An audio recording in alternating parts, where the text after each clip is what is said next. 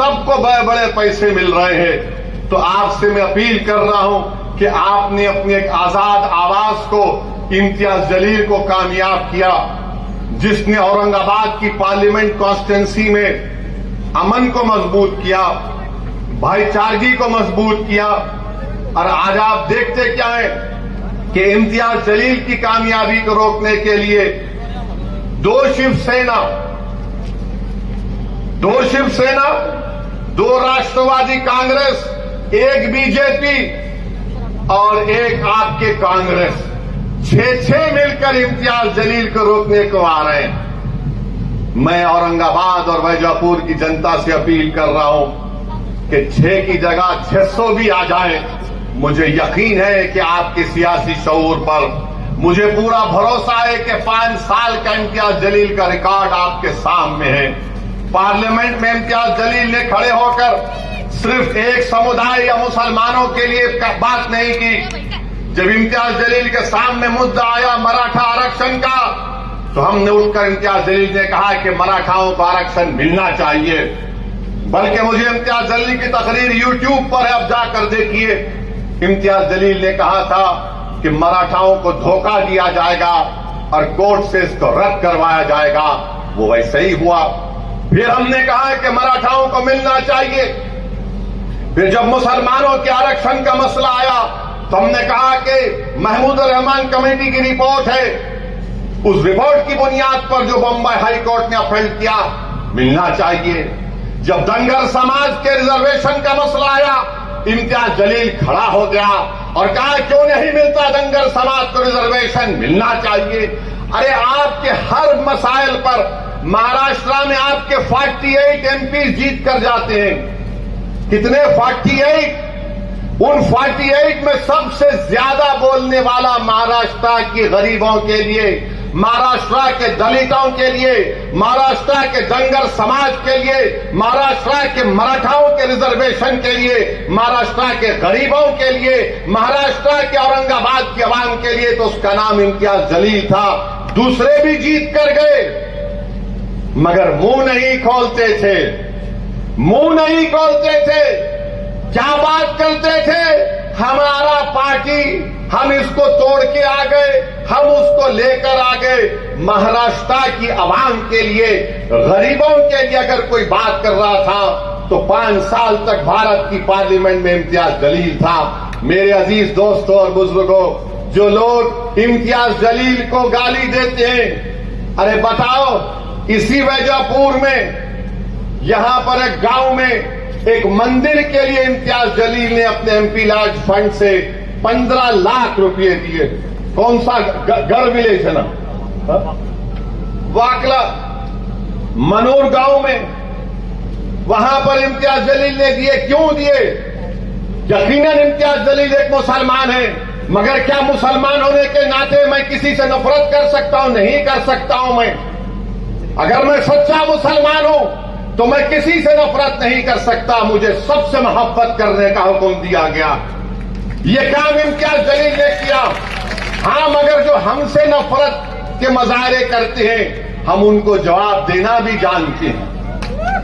एक 20 साल तक शिवसेना के एमपी थे, 20 साल तक थे। क्या बोलते थे इम्तियाज साहब?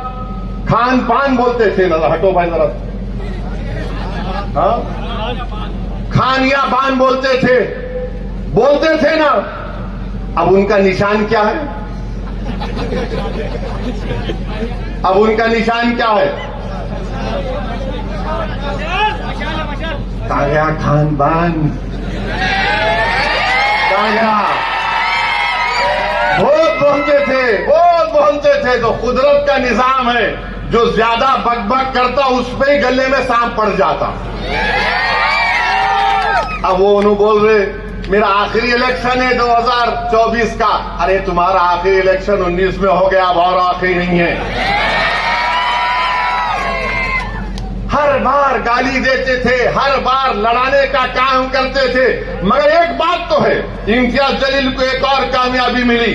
जो कल तक खान बान फू बोलते थे, जो कल तक बोलते थे कि आपसे वोटिंग का राइट छीन लिया जाए, अब क्या बोल रहे, हे औरंगाबाद की आवाम, हिंदू मुसलमान सिख ईसाई सबको मेरा सलाम। कभी 20 साल में बोले ऐसा? क्यों बोले? आप इम्तियाज जलील को कामयाब करें तो बोलना पड़ रहा। ये तब्दीली इम्तियाज जलील ने औरंगाबाद की जनता में और औरंगाबाद की आवाम को पैगाम देकर किया। तो इन लोगों का अब इम्तियाज जलील से अब भाग रहे हैं। इम्तियाज जलील बहुत आगे, अरे इसकी इम्तियाज जलील के कदमों पर चल रहे हैं, इम्तियाज जलील के नक्शे कदम पर चल रहे हैं। मगर मुझे यकीन है कि इंशाअल्लाह ताला 13 मई के दिन आप तमाम एक होकर औरंगाबाद की आवाम इम्तियाज जलील को जो कामयाब करेगी वो आपकी कामयाबी होगी। दोबारा वो अमन की कामयाबी होगी, वो मजलूमों की कामयाबी होगी, वो गरीबों की कामयाबी होगी, किसानों के हक की कामयाबी होगी, दलितों को मजबूत बनाने की कामयाबी होगी, मराठाओं को उनको आरक्षण दिलाने की कामयाबी होगी, दंगलों को उनका शेड्यूल ट्राइब स्टेटस दिलाने की कामयाबी होगी। मैं आपसे वादा कर रहा हूं कि ये काम एमआईएम पार्टी कर रही है। आपसे अपील करने आया हूं कि मुत्तहिदा तौर पर अपने वोट का इस्तेमाल करिए और याद रखिए मेरी इस बात को कि यूएपीए का कानून आया तो यही शिवसेना ने मोदी का साथ दिया था। सीएए का कानून आया, यही शिवसेना ने मोदी का साथ दिया था। ट्रिपल तलाक का कानून आया, यही शिवसेना ने मोदी का साथ दिया। मेरे भाई, मेरे बुजुर्गों, मेरी इज्जतदार मां और बहनों, आज चुनाव आ रहा है तो एमआईएम पार्टी और ओवैसी को गाली दी जाती है। जब सीएए का कानून बन रहा था पार्लियामेंट में, यही शिवसेना के लोग नरेंद्र मोदी का साथ दे रहे थे। सीएए का कानून बीजेपी अपने मैनिफेस्टो में कहती है अगर सीएए का कानून एनपीआर एनआरसी के साथ होगा तो याद रखिए सबसे ज्यादा तकलीफ पूरे देश में, पूरे महाराष्ट्र में, पूरे औरंगाबाद में होगी तो अल्पसंख्यक समाज, मुस्लिम माइनॉरिटी को होगी, दलितों को होगी, उन गरीबों को होगी जिनके पास वो कागजात नहीं होंगे दिखाने के लिए। बताइए आप, क्या शिवसेना ने, क्या उद्धव ठाकरे ने साथ नहीं दिया सीएए के कानून के वक्त? ट्रिपल तलाक के कानून में साथ नहीं दिया। आज आकर बड़ा अपने आप को सेक्युलर दिखाते हैं, बड़ा हमदर्द दिखाते हैं। बताइए आप, भारत की पार्लियामेंट में मोदी के 302 एमपीज के सामने 2 लोग खड़े हो गए और कहा कि नरेंद्र मोदी ये सीएए का कानून काला कानून है, हम इस काले कानून को नहीं मानते। जिस तरह महात्मा गांधी ने व्हाइट साउथ अफ्रीका में एक कानून को कहकर फाड़ दिया कि मैं इस कानून को नहीं मानता, पूरी भारत की पार्लियामेंट में 2 लोग खड़े हो गए और मोदी की आंखों में आंखें डालकर कहा, सुनो मोदी, अमित शाह, सुनो उद्धव ठाकरे, ये कानून काला, हम उसको फाड़ते और उस कानून को फाड़ कर दिखाया कि हम ऐसे काले कानून को नहीं मानते। अब बताइए, आपने साथ दिया, आज आकर बड़ा हमको हमदर्द बता रहे हैं। मैं सबको कह रहा हूं कि आपको इन बातों पर गौर और फिक्र करके अपने वोट का इस्तेमाल करना है। मैंने करीब से इम्तियाज जलील साहब को देखा, बड़ा करीब से देखा हूं। मैं आपको जिम्मेदारी के साथ कह रहा हूं कि इस शख्स के दिल में एक हमदर्दी है गरीबों के लिए, कमजोरों के लिए, मजलूमों के लिए। ये शख्स ये नहीं देखता कि कौन किस समुदाय का है, उसका मकसद एक ही है कि औरंगाबाद की आवाम ने मुझे कामयाब किया। मैंने कई मर्तबा ऐसे लोगों के इम्तियाज जलील से पार्लियामेंट में और उनके घर पर मुलाकात करते हुए देखा जो औरंगाबाद में इम्तियाज जलील के खिलाफ काम किए। मैंने एक बार पूछा इम्तियाज जलील से कि ये भी महाशय आ गए आपके पास? तो बोले हाँ असद भाई आ गए, मेरे खिलाफ काम किए, मगर जो मेरे घर पे आ गया वो मेरे औरंगाबाद पार्लियामेंट की कॉन्स्टिट्यूंसी से आया है, वो मेरा भाई है, मैं इसका काम करके दूंगा। दो मर्तबा इम्तियाज जलील उस आदमी के काम के लिए दौड़ धूप कर रहे थे। तो ऐसे एमपी की आपको जरूरत है। याद रखिए 20 साल आप बंदी थे, अब आप आजाद हैं, अब आप आजाद हैं। 48 एमपी में एक मीम जीतता है तो सबके पेट में दर्द हो जाता है। ये कौन है, ये कैसे जीत कर आया है। लोग ये समझ रहे थे कि इम्तियाज जलील जीत कर आएगा तो असदुद्दीन ओवैसी सिर्फ भाषण देगा और इम्तियाज जलील दूसरों की तरह खामोश बैठे रहेगा। मैंने इम्तियाज साहब से पहले ही कहा था, पहले दिन से मैंने कहा इम्तियाज साहब शुरू कर दो बैटिंग, आपको रुकना नहीं है। इस देश की जनता को मालूम होना चाहिए कि हम आवाम के नुमाइंदे हैं, हम आवाम के वोटों से जीत कर आते हैं। हमारा काम उनकी आवाज को उठाना। आप उठाकर देख लीजिए, भारत की लोकसभा में पूरा रिकॉर्ड है इम्तियाज जलील का। और ये जो 20 साल में ये जो खान बान क्या बोलते थे, कितने बार उन्होंने बात की। जब कभी भी बोलते थे वफ को खत्म कर दो, वो वैसा कर दो। इनके अखबार में लिखा जाता था कि असदुद्दीन ओवैसी का वोटिंग राइट छीन लिया जाए। आज बड़ी हमदर्दी की बातें कर रहे हैं। क्या यही उद्धव ठाकरे ने महाराष्ट्र की विधानसभा में खड़े होकर क्या कहा था बाबरी मस्जिद के बारे में? ये आपके सामने है। तो फिर से आपसे कह रहा हूं, 2 शिवसेना, 2 राष्ट्रवादी, एक बीजेपी और एक कांग्रेस ये नहीं चाहते कि आपकी आजाद आवाज औरंगाबाद से दोबारा कामयाब हो जाए।